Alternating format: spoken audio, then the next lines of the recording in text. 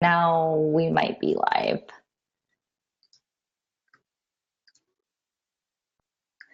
I think people have just learned to ignore these first minutes where I'm like, are we live? Are we not live? Okay. Oh, yay, here we are. Right. Okay, we're officially live. I'm just going to mute me on here so we don't get feedback. Hi, everyone. So first, I just want to welcome, we've had a lot of new members come in the last couple weeks.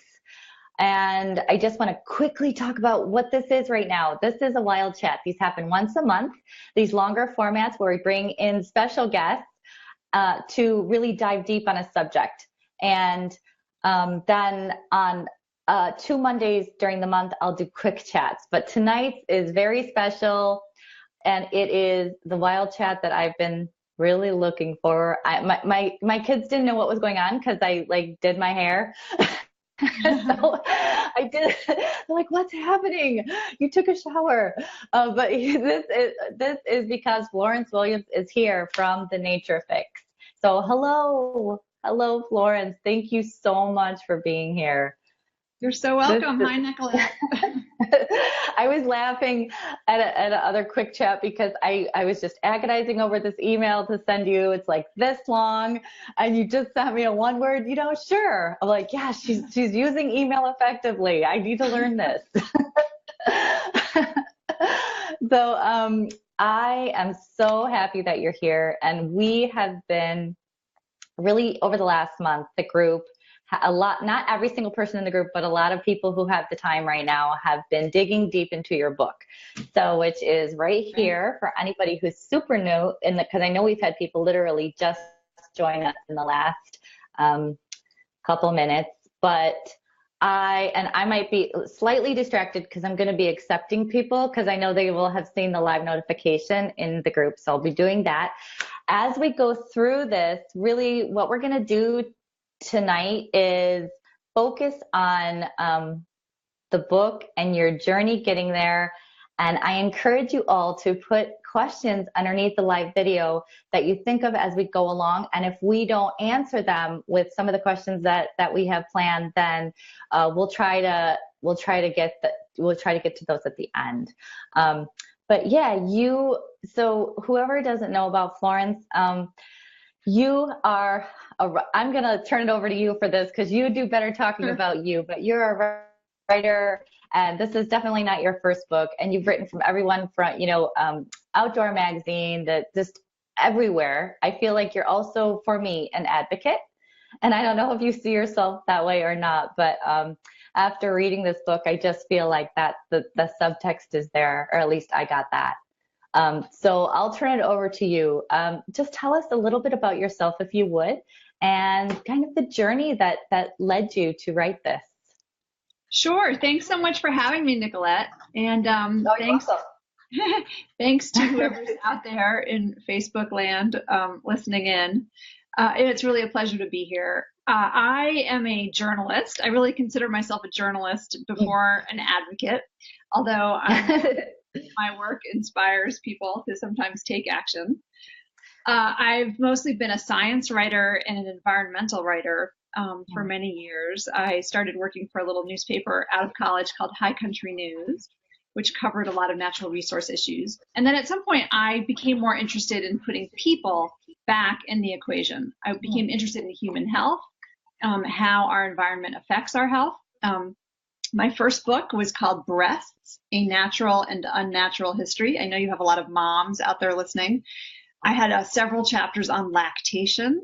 And I also looked at how modern life is changing breasts. So how there are things like industrial pollutants actually showing up in breast milk. Although I'm still a huge advocate of breastfeeding, I think the benefits outweigh the risks. I also looked at changing ages of puberty. I looked at implants. I looked at rising rates of breast cancer. So that book was largely about how the environment kind of harms our health.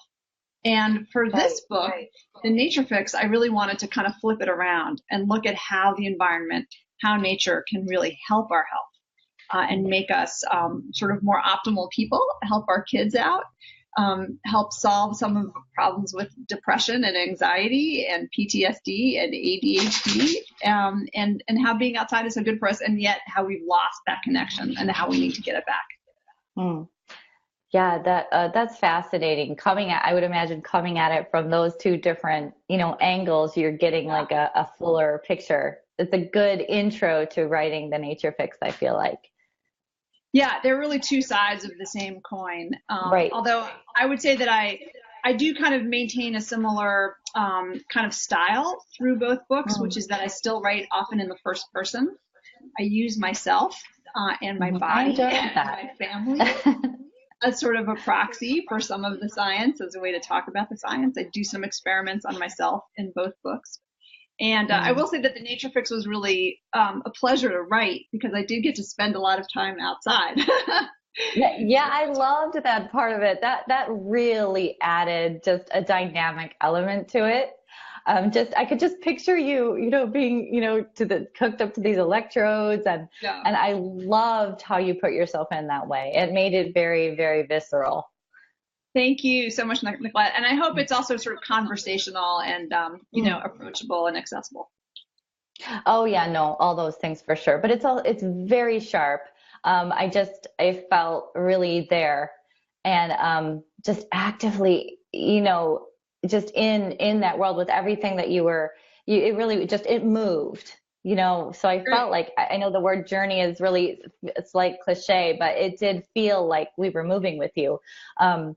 So in that sense, did you feel like the book was ahead of you in some ways? Like, what surprised you as you went along? Was there something that you did not expect to find out? Because we all, I shouldn't say we all, but I feel like a lot of people now, more than before, have heard this message about nature being good, a good thing. Right. So, did you go in and find something that was like, wow, you did not expect to uncover that? Yeah, definitely. And Nicolette, I like that you use the word journey, because I do feel like it was that for me. My personal story does kind of arc throughout the book. And it's that I went from living 2 decades in the Rocky Mountains to sort of suddenly moving to Washington, D.C., and finding myself, facing what journalist Richard Louv calls nature deficit disorder. I did feel more anxious. I felt more depressed. I felt more disconnected from nature. And I wondered what the science was behind that, and if kind of the science was real. And so, yes, I knew that nature makes me personally feel like I'm in a better mood. It makes me more creative. Sometimes I get good ideas when I'm walking. But there was a whole level of science that was really surprising to me and unexpected. So, for example, there's this whole body of science of awe, the emotion of awe. And that was really a surprise for me, that when we experience awe, it actually makes us behave in ways that are more community oriented, or more pro-social. We become more generous with our time, and our perception of time slows down. That was a total surprise for me. Wow, that's amazing. It was amazing. And I was not expecting that immersion in wilderness, for example, can actually counter symptoms of post-traumatic stress, that it provides kind of an antidote to post-traumatic stress. I was not expecting to find all the cognitive boosts and gains associated with time outside.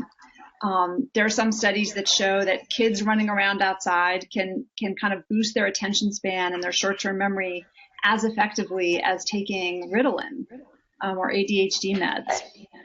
That really surprised me. And then I was also even surprised to find out that even micro doses of nature, just even views of trees and grass out a window, can actually improve kids' test scores, can improve their attention span, can improve adult performance on certain cognitive tasks. So that there's this kind of dose curve that was really a surprise to me and that I wasn't expecting, kind of on all levels of that curve, from the microdose to the wilderness dose.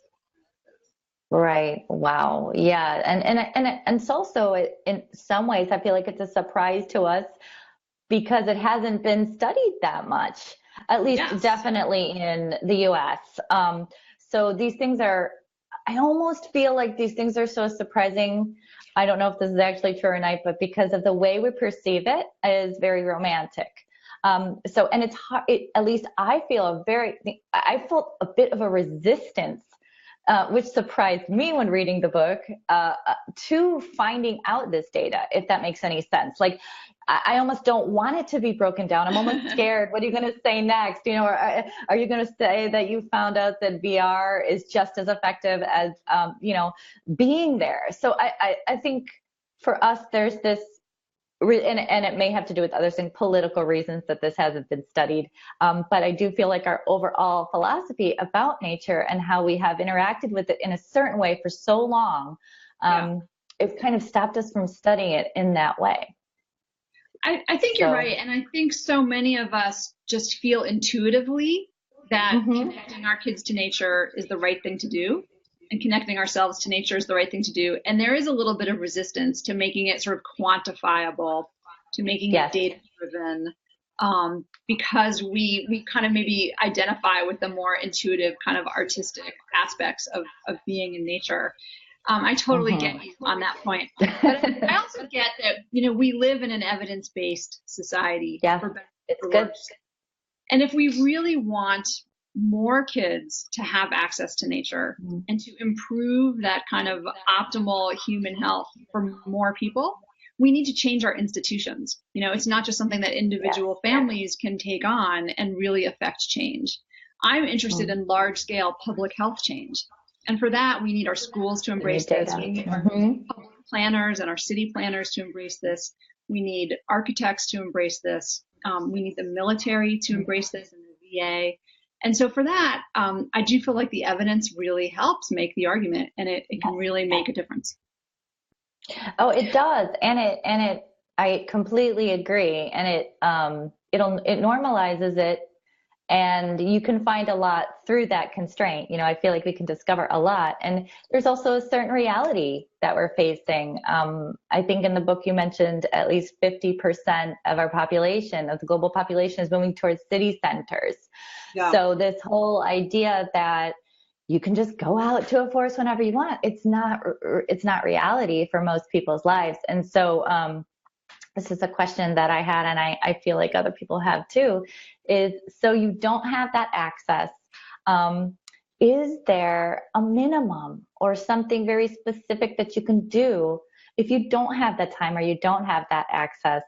And I want you to speak to that in a minute, but I guess my point is just that these are the realities.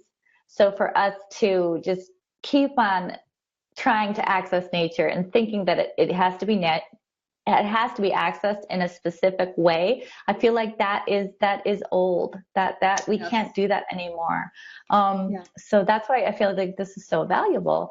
So in that sense, is there, I hate to put it this way, but is there a baseline, like a minimum, or specific, do you have to be there?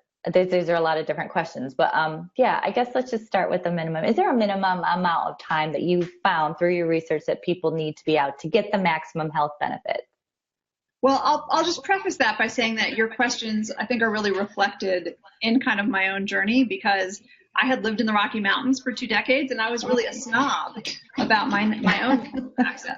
I thought really you have to be in a beautiful, pristine mountain in order to get the full benefits of nature. And what's the point of just going to some like crummy city park? Like, that's just not going to do it. And I really had to learn how I was mistaken. And that, in fact, most of us do live in cities, and we do have to learn how to access nature in cities and how to cultivate awe in cities, how to see the benefits of nature in cities, how to sort of be mindful in more urban kinds of areas. And I had to learn how to do that. And it did end up making a real difference for my own mental health and my own life. Yeah.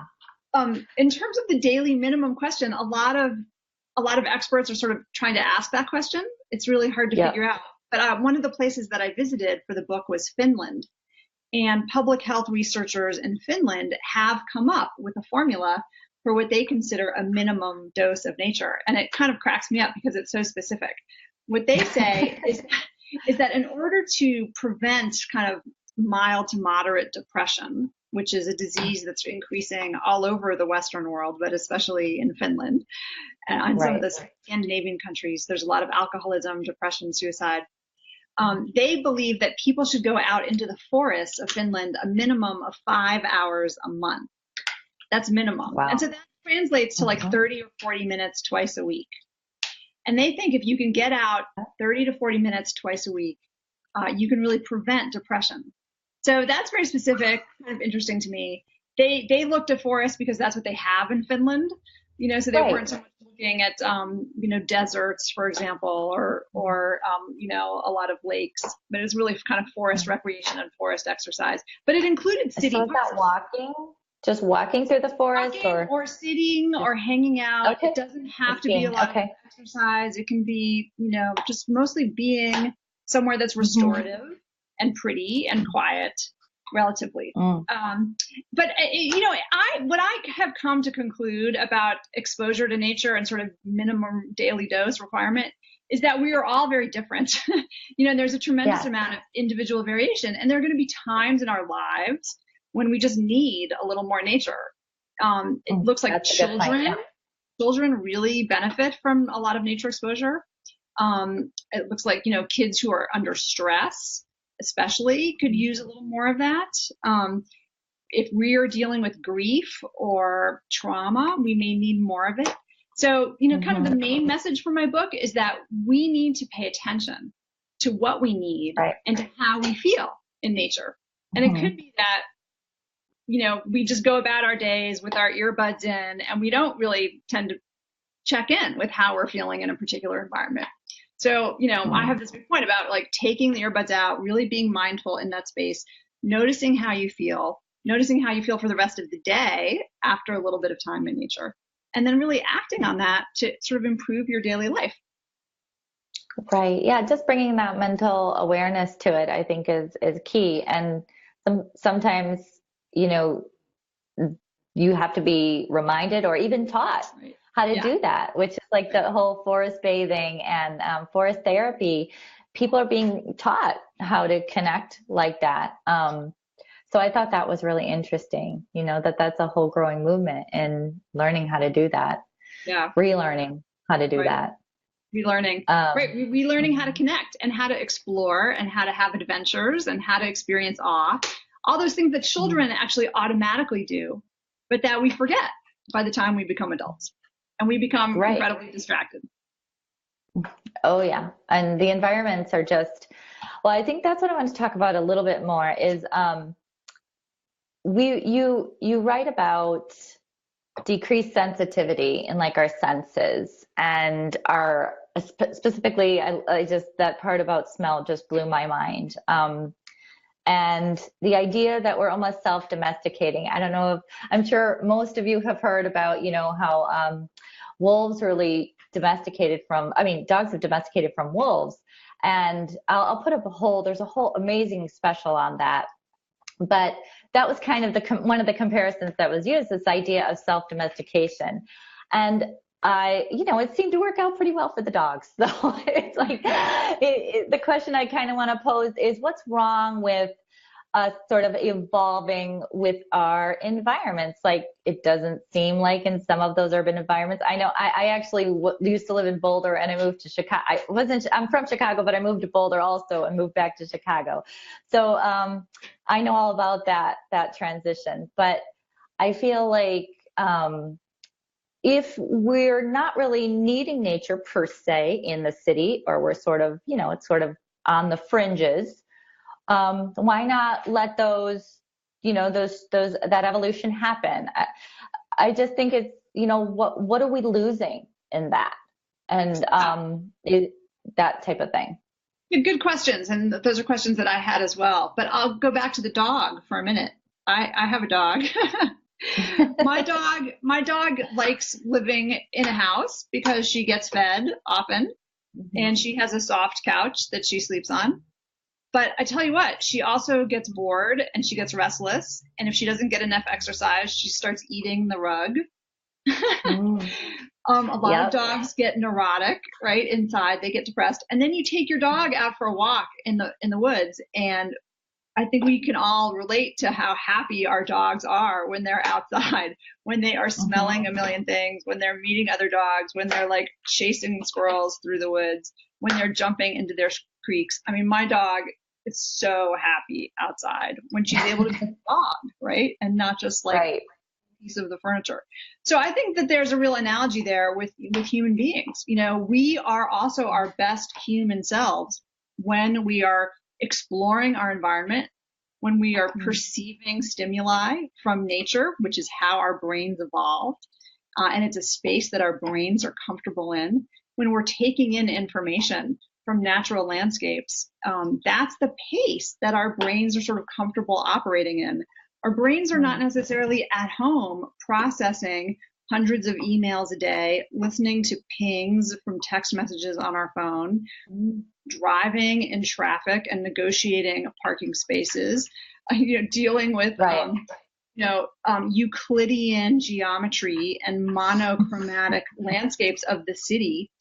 These are environments that even while we tell ourselves we may enjoy, city life, they fatigue our brains. They just stress us out. And on some even subconscious level, we become kind of grumpy when we're processing information that fast, when we don't have time to kind of slow down and restore, the thinking parts of our brains that are so busy all the time. And so I just believe, and the poets talk about this, and Frederick Law Olmsted talks about this, and John Muir talks about this, for optimal happiness and mental health, we need some time outside. And our kids need it especially because their neurons are developing and their brains are developing based on exploration and based on adventure. And when they don't have that, when we stick them in a room with four walls and a pencil that you hold like this and a piece of paper that you draw on like this, boy, it's like, what are they missing, right? And so I become very passionate about letting kids explore. And I think our kids can teach us how we can be happy by being playful and by being exploratory and by taking in these natural senses also.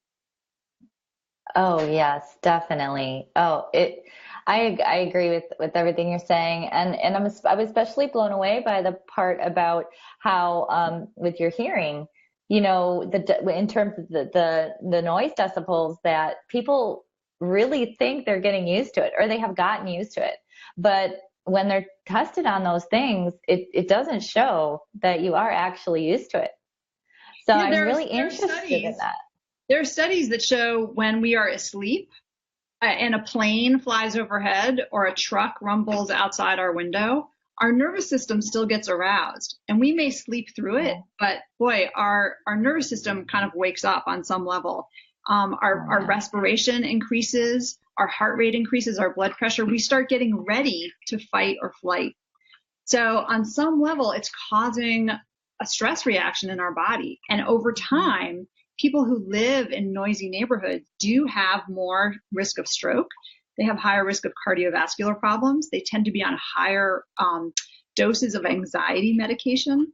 The children who live in those environments have a harder time learning. And these are all really subconscious and subtle effects that we don't really think about until we see the studies and they show up in the lab. That's why it's such important information, because what you think is happening, it's so much more complex, and we are so tethered. And this is truly one of the big takeaways for me, is we are so tethered to nature.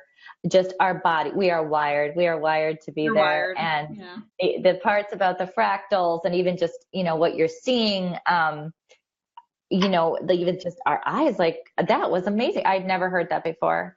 I've always heard about, the geometry and fractals being beautiful in nature, but not beyond beauty. And I think that's where we're at, is beyond beauty. There's utility there. There's a built-in relationship there that we don't know anymore. We don't know that relationship. And so it's so easy to just brush it aside. So I feel like for me, it's about trying to which is a difficult task, because it's not just about being in nature. See, it's about like restoring that relationship. which is It's much about more of a delicate restoring that process. relationship. And it's also about just fundamentally recovering from daily stress in our own lives. Yeah. I'm not Mm-hmm. telling people to throw away their phones or their computers and go live in the woods. But the reality is, we do spend a lot of time tethered to technology, and it takes a toll on our stress levels. We need a way to recover from stress. Our children need a way to recover from stress. And it turns out that nature, is this amazingly effective way to do that. It provides restorative qualities, bird song, the sound of water, the color green. These are things that instantly calm our nervous systems in ways that just make us more able to learn when we go back to the office. They make us more productive when we go back. They make us better people in terms of our daily relationships and our ability to communicate and get along with one another. So, one of the ironies that I talk about is that nature actually makes us more civilized, and it makes us primed for civilization. It's a partner. It's a total partner. Right. Yeah, I love that practical aspect of it. I mean, that's why this needs to be studied more, is because we have to bring this in a way that people can actually see it is real. We need it's reminders. having real effect. Yeah, right. Definitely. Which is why, do you use, I've just seen these just popping up, any of all these apps, the meditative apps, and people have all these reminders to, this is a little bit different, not nature related, but I would think this would provoke anxiety in me. It's like a little ding that goes off when you need to become aware. But yeah, do you use any of these, or have you seen any of these used with success? Well, I do use meditation apps sometimes. Yeah. That's something that helps me. There are a lot of apps on my phone that I find useful for being outside. For example, I have maps. Where I walk in Washington, D.C., is I often walk in a national park that's along the C&O Canal near the Potomac River. And I have a great app on my phone that is just a map of that area. So I use that. Oh, that's great. I like to take pictures sometimes on my phone if I see something cool. So I'm not totally putting away the phone, but I do try to take my earbuds out if what I'm after is relaxation and de-stressing. If I'm out to just get a great workout, then sure, okay, maybe I'll listen to some music. But mostly when I'm out there, it's about stress for me, and that's what I personally need. And so any way that I can actually help myself pay attention to my surroundings, the bird's song, the fractal patterns, the sound of water, the wind on my face, any way that I can do that facilitates that, just is a shortcut for my own sense of relaxation. Right. So yes. It's a good way to think about it. I think if you try to think about full sensory engagement, and that's what kids do out in nature. They are all embodied. And again, they can really teach us how to do it. Oh, yeah. I mean, they know so much more than me. I'm just, the things I'm suggesting to them are so cerebral compared to what they're experiencing, which is why I try not to suggest too much.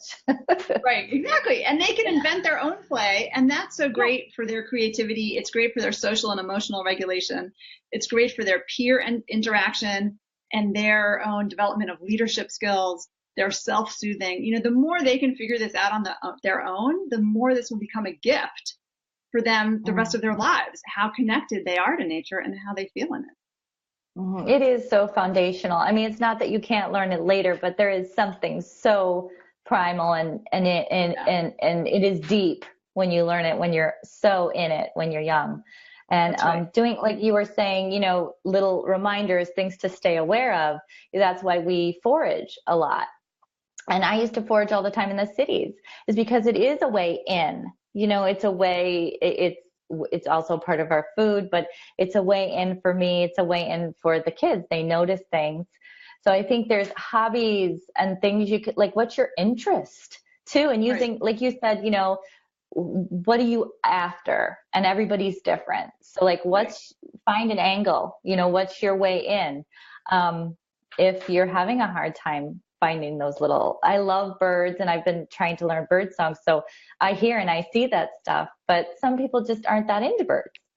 So don't force it. I mean, right. And maybe what they're after is just a different mental state where they're not ruminating over negative thoughts, like we often are during the day. I had a woman recently ask me, she said, well, when I'm going for a walk, sometimes I just can't stop my brain from thinking about all the things, that it needs to think about, or from the conversation I had with my husband that morning, or for what's for dinner. And she said, how do I sort of become more mindful in the space? And I said, well, probably you just need to walk a little bit longer. The longer you go, the more your brain will start to quiet down. Your thinking brain will start to quiet down. Your sensory brain will start to wake up. You'll see things in the environment that kind of fascinate you and that pull you out of negative thinking. And that is so important for our mental health. It's really, and this brain science shows this. They've shown on brain scans that parts of your frontal cortex actually deactivate after an hour or so in nature. And then other parts of your brain light up, like the parts having to do with empathy and creativity and long-term kind of identity planning. And it's really important that humans have the space to do that and light up other parts of their brain. Yeah. Can you imagine? I mean, if we were all out there at these long periods of time, we can't almost imagine that reality. We've never really seen that. Not recently. That hasn't been the trend. So it's exciting in a way to think of people getting out there, and that the potential, and what are the buildings going to look like, and what are things going to look like. So yeah, that's really interesting. I think there are a lot of great minds starting to think about this, how to incorporate nature into schools, into institutions, into housing. How to get more kids outside, educators, how to bring these ideas into the classroom, how to get the kids out of the classroom. Unfortunately, there are all these trends like cutting recess, making kids sit inside even more, and so this just kills me. And I hope that as people become more excited by these ideas, as there is more evidence emerging, that we'll become a little smarter in this country about how we connect to nature. And there are a lot of other countries that are way ahead of us on this topic. Yeah, it definitely seems to be a trend. At least it's in the dialogue, Right. for sure. It's in the air. And it really has to come from in some way. It has to come from all angles, like you were saying, but the parents, we have to demand, or we have to at least ask questions. I should put it that way. Do you have this? Or can you show me how you do this? I think that's been a little bit, we're not used to that. At least I know my parents didn't ask any questions. And I'm not blaming them for that at all. Because it looks like you turned out okay. I don't know, the jury's out. But the options, were what they were, and you're going there, and those are the options. But as this comes out, I think more people will feel a little bit more, comfortable asking questions, and that's okay. Yeah, exactly. Okay, well, everybody, I just want to let everybody know, please tell me your questions. We are getting there. I know that I asked you, we do have a few questions, but I have one question for you. So are you still in DC? Yeah, I still live in Washington. You're still, okay, you do.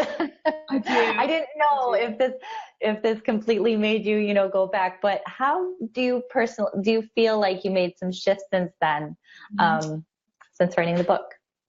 Yes, well, you have to read to the end of the book to find out how I did it.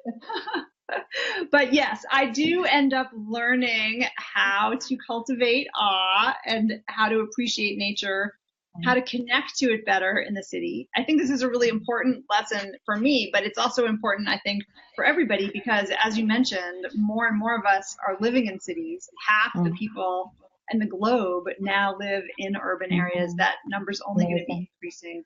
We have to figure out how to make our cities more friendly to nature, and how to get more kids and more of us all, able to access nature and able to sometimes get outside the city. That's important too. We need nearby nature, but we also need more pristine nature. I fully believe that all of us should have an opportunity to sometimes get to really wild spaces, because profound things can happen to your brain there. So part of it is, everyday effort, but also there's this kind of longer term effort that I think we all need to, kind of be mindful of and cultivate. Yeah, I'll put up that you mentioned the nature pyramid. And Yes. Yes. I want to put that up because that's a really great image, and just the diversity of nature that is important. Right. And that, like you were saying, profound things can happen there. I think that's the important point is, you need different access in order to get different results too. So You. it's what are you after, really? Yes. Yes. Yes. Um, so you're okay, great. Well, you're still in DC, but I'm excited to, yeah. So you're experiencing the awe. I mean, the city, nature in the city is glorious in its own way because, you're finding these pockets of, little miracles happening, and That's right. you know, it's a different, whole different way. I loved it. I used to go up and visit the beekeepers on the roofs, and I always Oh, loved wow. that Yes. in We Chicago have to because. be we Mhm, have to be open to those experiences or we won't mhm, ever see mhm. them. Yes. So, part of it involves, yes, going out and looking at the sunset, seeing the phase of the moon, smelling the pine needles, in the trees in the park, looking for the nesting birds. I was recently out on the Potomac Mm. River and I saw this incredible shad, this fish migration of shad moving upstream. And it was this incredible moment of awe that I would never have seen if I hadn't sort of made an effort really to go out and look for it. So Mm. it does involve, a little bit of a different and more intentional kind of mental Mm. space in order to get the full benefits from it. Oh, yeah. And it's different than being in a state of being in an activity, because sometimes I think as parents, I know I get in this, the tendency, okay, we're going to get an activity, which is Right. great, but you get kind of caught up in it. It's very, it kind of puts the blinders on a little bit. And that's great for that certain experience. And if that's what you're looking for, that's great at that time. But then to fill out that pie, I think just going out and being there. And that is a skill that kids are really good at too. They Right. can be there. And it's great Especially, for them to do that. It's great for them to do Mhm. that and not just be following other people's activities. Yeah, so it's a different way of being, and you see so much. The more Yeah. you're out there, the more you just see these amazing moments. I remember being out once, and way high up in the pine, I saw a spider spinning a web, just like a tornado down. I thought, Wow. this just right here. I've never seen that since. I'm probably never see that again. But just I was there, and I And wasn't doing anything. I was just looking up. sometimes you can see that right outside your front door. Oh, yes, You don't definitely. have to be in a No, special nature spot, right? no, just looking. Yeah. Just looking. We're always looking at the screens on our window. Is a whole ecosystem there. Yeah. We dropped a little piece of a brownie, which happens daily at my house, and ants just converge. That's in the house. That's So nature. it's really, yeah, exactly. That's Just drop a awe. brownie, folks. That's my advice. Just drop a brownie. Well, okay. Take a few. Let me look at a few questions here because I know I don't want to keep you too long. Let's see. Do, do, do. Okay, so people are very excited. um, Okay, so we sort of touched on this, but I just want to make sure. I just finished reading The Nature Fix, every inch excellent and thought-provoking, and was struck by how much time is being spent developing techie fixes. What is your view of brain evolution as it copes with the pace of change in the technological world? Are we neurologically ready in an evolutionary sense? For all the new technology? Great question. Yeah. I think, Mm-hmm. to me, I think the evidence is pretty clear that we are not fully ready. That when we are plugged in all the time and trying to catch up with our technology and letting it kind of govern us the way a lot of technology is designed to do, Facebook and Twitter, I mean, they're very specific and clever in terms of how they form addictions in our brains and how Mm-hmm. they engage our dopamine system so that we become really happy whenever we get a message and we become addicted to that. The problem is what we're seeing is that we're seeing increased anxiety in kids, especially partly because of social media. We're seeing increased rates of depression, especially in girls. The fastest growing rate of suicide right now is in girls ages 10 to 14. that certainly aligns with the rise of apps like Instagram and Snapchat, where girls are sort of dealing with this innate peer pressure that we've always felt, but now it's really exacerbated by technology and by kind of the selfie generation. I think we're seeing just a lot of general frustration and fatigue in office workers who are sort of on this technology 24/7. So, I mean, these are very clear symptoms of kind of being ill at ease with the technology. And so, I mean, the way I view it is that, we shouldn't just cut this off, but we have to be smart about how we digest it. It's almost like a diet. We have to have a smart diet in terms of, what's nourishing for us, and what's fun and what's dessert and what's, dopamine kind of teasing. But we have to also be careful to do what's more meaningful and what's restorative and what helps us recover and what helps us be grounded and know who we are. And so it's a diet and we have to be smart about it. I love that idea that it is a diet. I think that's a very useful way to look at it. And I think when it comes to parents and technology, a lot of times you hear, well, it's about balance. I probably read that about 15 times a day. But it's interesting because what does balance mean? That balance is, what is that number? What does that look like? Is that, and for kids, what we perceive as an adult to be balanced, it might not necessarily be balanced for them. So I think finding out, I think we have to get to know our children and kind of what triggers them and where they sort of fall on that spectrum of being grounded versus being kind of anxious. And we have to get to know ourselves. But the problem is it's so tempting to just stay on the technology, to stay plugged in. And so it does require an extra effort and extra intention to unplug, to counteract, those forces of addiction. And it's hard. It's really hard too. And then there's fear involved because there's fear that your children are going to be behind if they're not tuned into everything that's going on.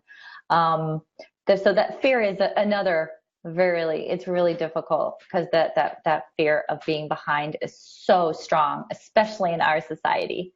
But I think what there also should be a fear of is your kids not having a good sense of social and emotional regulation. That really comes from being unplugged. They also don't seem to be as facile at face-to-face communication when they are so plugged in.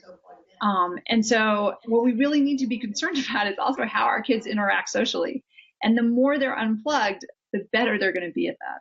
And that's something we have to keep reminding ourselves.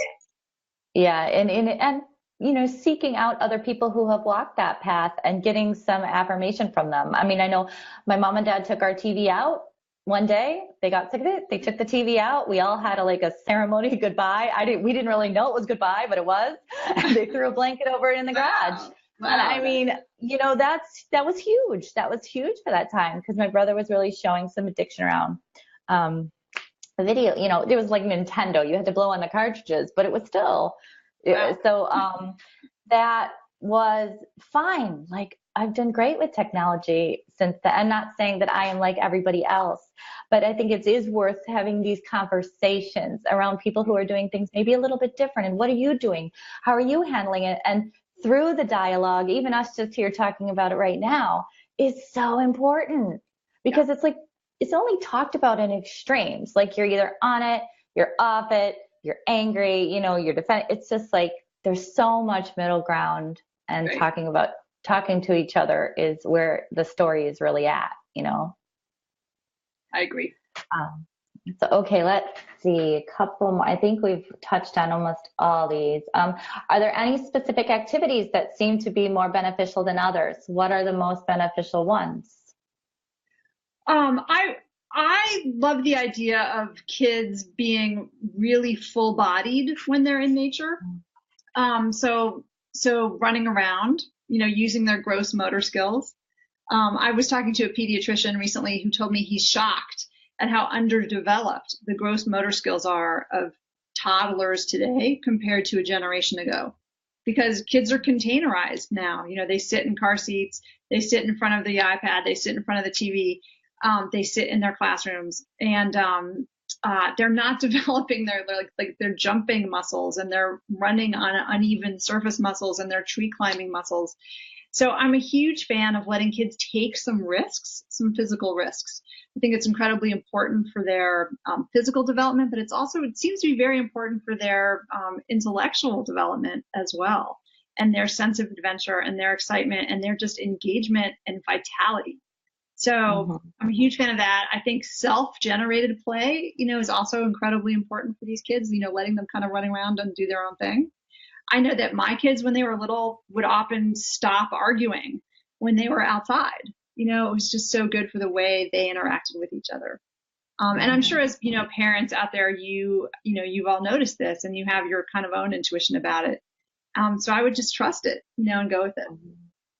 That's great advice. And in terms of the data around, walking versus something like an organized sport, did you come across anything that said, one is better than the other in terms of being outside? Well, I think there are terrific advantages to both. Certainly we have a huge epidemic of kids just being too sedentary. So if being on a sport team is what they enjoy and how they get outside, then, by all means encourage it. But I do think there's something to kids being sort of unsupervised, to not being on an adult agenda, to not following all the rules of a particular kind of game. There's just something to that kind of free play and exploration that does seem to be especially beneficial to their development. So, the more free time they can have outside too, the better. Great. Well, that's all amazing, because that's what we talk about all the time in wild schooling, and learning all the time about it. So yeah, your audience knows this. Well, we're always learning. It's always good to hear it too, because you're bombarded with so many the on the other side, and it's good to have voices. It's good to have just a team where you're really talking through these things together. And it's a skill. It's a learned skill to sort of look at it this way, because we used to have a little bit more, in terms of a village, it would have been a little bit more of a continuum. And so there would have been a lot of people modeling it all around you, but instead we're sort of trying to piece this back together. So it's always good to hear. All right. Well, it looks like I've gotten to all the questions. Please, you all, if you have anything else, go ahead and post it. And I love the book. So I want somebody to win this. So please just post a comment underneath the video, just something, a question, or how you felt about it, something adding to the conversation. And I will randomly choose a winner from there, because I really want somebody to have this at home. I love having it here. And thank you so much for being here. This was amazing. So thank you so much. I hope that you enjoyed it. And I know that we've loved reading your book together. It's been great. Thank you, Nicolette. It's been a total pleasure. We're out here reading the book together. That's great. It's been a total pleasure. And I'm so appreciative of your audience for really pushing the envelope on this topic and getting your kids outside. You're doing the best thing you can for your kids. So way to go. Keep going. Thanks. That's so good to hear. Thank you. And we're looking forward to your next book. I hear everybody's like pushing you. Like, what are you going to do next? But we're excited to read everything that you've got going, because it's truly amazing. So thank you. Thank you so much. It's been great. Okay. Everyone have a great night, and I'll talk to you all soon. Okay. Good night. Good night.